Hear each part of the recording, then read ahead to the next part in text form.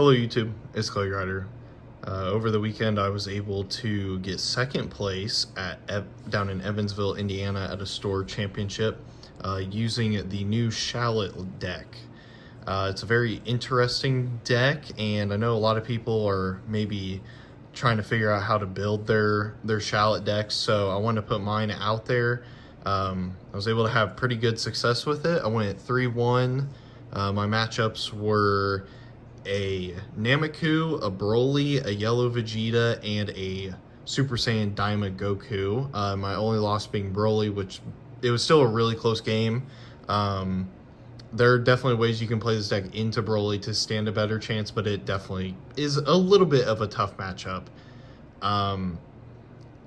It's a clean 50 cards, and we will go over like some of the philosophies of why I picked certain ratios or certain cards and decided to exclude certain cards. So without further ado, let's dive right into it. So the Shallot leader, when you start on front side, you do not attack, or you do not draw when you attack. So there's almost no point in really swinging with this side. I think I maybe swung it like once into a rested card that was it was either a cantrip or like a 10k card, and then I just swung it just to remove it. But you almost never want to swing this leader. And you can activate your main ability where you tap 4 to play out a Saiyan and 10k combo. You can do that on both sides, and it's not once per turn. So you're still getting to do your main abilities and your main combos when you're on this side, but you do want to awaken as quick as possible so you can start drawing when you attack. So to help us awaken and maybe add some consistency, the first card I played was for Nappa. It's a self-awakener, and also it stacks the top of your deck, which is very important for a bunch of your 6-cost cards. So this was like a mandatory 4 of. I don't see any reason why you wouldn't play 4 of it.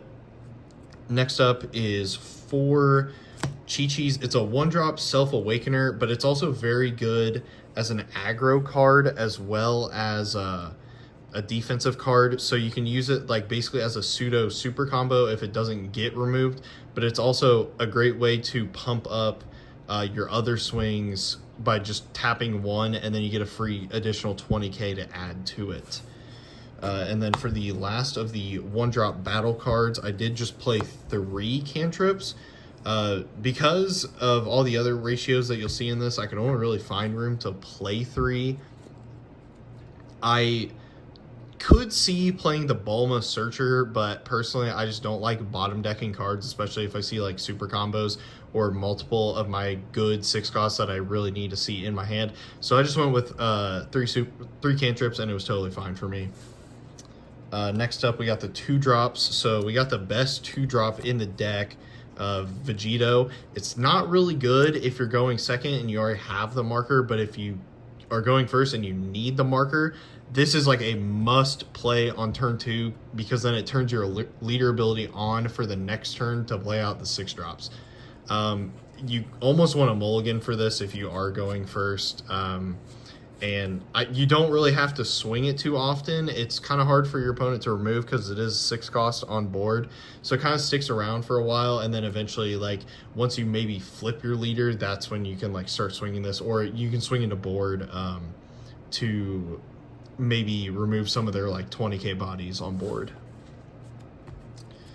Next up, I played 3 Trunks GT to protect our other cards. It's also a self-awakener. Sometimes that comes up, but for the most part, it's just good generic black card to protect your 6-drops from all the removal that's going on, especially with like Yellow Vegeta, and they have the 6-cost Golden Frieza, as well as like Blue Power Awakening to pop your 6-costs, and the Broly Double Striker board wipe.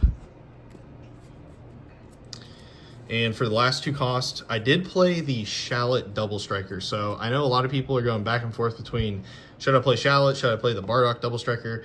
Personally, I've had a little bit more success with the Shallot Double Striker, just because it's really easy to set up, say, your 6-cost Goku and Bardock, and then you can stack the deck with this to turn on your double swinger with that card. It's also nice, you can play a bunch of like the Chi-Chis or your offensive extra cards with this, and then you can pump it up that way. And there's also turns where you have to use leader ability, tap 4, and then with your like last 2 you play this out and try to go for game right there. So I've had a little bit better success with the Shallot compared to the Bardock, but I can see it going either way. And then next we'll dive into the 6 cost. So this is the best 6 cost right here, UI Goku.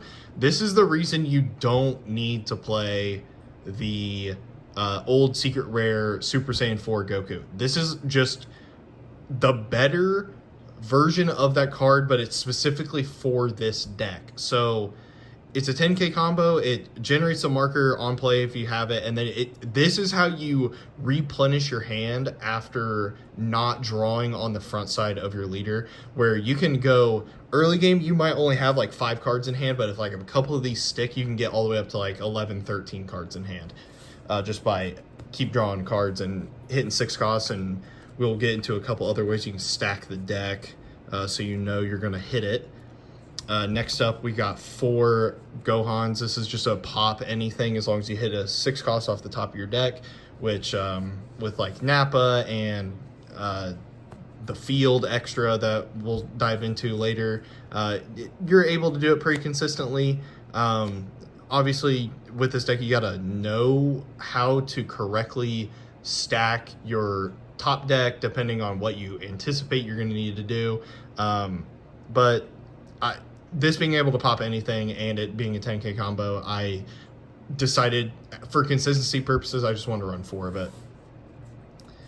And kind of the same philosophy. I didn't really play this card this much in the tournament, but it did come up a few times just for the double swing ability, is the Goku Bardock. I don't ever see myself not playing 4 of this card just because it is a good 10k combo and it pops a 2 or less when it swings.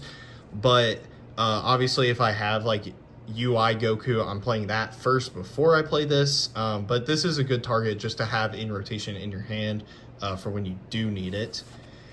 And then I did opt to play 3 Vegeta.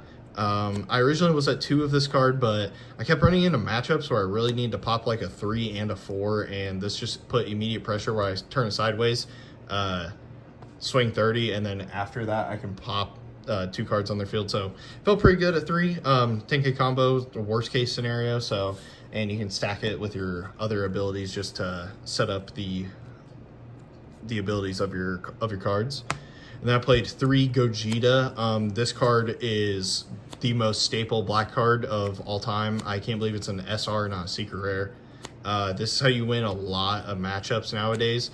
So you're gonna like cheat out the other 6 costs with your leader ability, and then you might have to, depending on the matchup, know if you need to start spamming Gogetas just to lock their cards down and prevent them from either using like their abilities because they can't restand cards, or I don't like, there's certain matchups where this really comes up, like Yellow Vegeta, where they can't restand energy, so like all those extras they have in hand are dead if they can't remove this. And if you have a Trunks to protect this in a matchup like that, it's insanely good. Next up, 4 super combos, because we're playing Fusion World and you need 4 super combos. And onto the extras. So I only found room to play 2 Lonesome Final Battles. It's a very good card. It's just, I don't know what else I could take out of this deck to play more. Like, it obviously helps you filter your deck. You can stack your deck for your other abilities, but I don't know what I would take out to find another. I mean, if you want to go down on cantrips, maybe I could see an argument for that, but 2 felt fine for me today because I was either playing like Nappa and Chi-Chis, or I was playing at 2 costs when I had the 2 energy up. So I think 2 was totally fine for this. And then onto the power boosting extras, we got 2 ultimate sparking and 2 I'm gonna end use. I'm gonna end you comes up defensively and offensively. Offensively, especially when you go a Shallot turn and you're the 2-cost double striker, and you're trying to go for game with this card, it's really good. Ultimate Sparking, you're gonna make the marker like a decent amount with the UI Goku, the Vegito, the Gogeta 6-cost. So 2 of those felt totally fine. Obviously, the stun effect is very good on Ultimate Sparking. So I think these were totally fine. I would even maybe consider trying to find a 3rd Ultimate Sparking in this list if you're able to.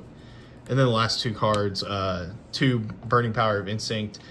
I played it as a like pseudo board removal. It's fine, but I do charge it a lot of times. So this may be a card that you can maybe go down on, but I'm not totally against the idea of going down to maybe just 1 copy of that and then upping some of the other cards in deck. Other than that, I love this deck. I love how this deck plays. I think it's a very like unique style deck that has a bunch of potential to get support later on. I'm definitely going to tinker with this list a little bit, but I just want to put this out there so anyone else looking for a Shallot list can maybe get some ideas, maybe give their own feedback in the comment section down below. I would love to hear it. And other than that, have a great day.